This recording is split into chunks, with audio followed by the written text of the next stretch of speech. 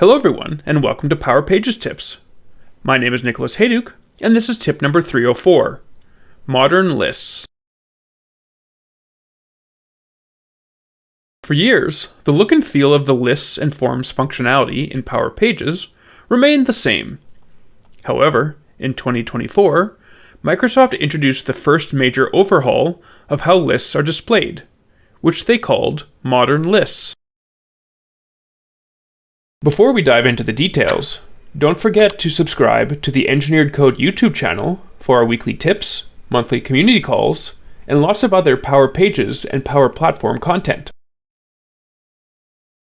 Modern lists, which are currently in preview, offer 4 major enhancements as compared to classic lists. First, you'll notice shimmer loading. This is where the loading indicator takes the shape of the list itself. Second, modern lists offer infinite scrolling, instead of the more traditional paging interface that exists for classic lists. Next, you can filter on columns by clicking on the heading. Finally, there's a styling editor within the Power Pages Design Studio that lets you customize the look of the list, including the header and the rows.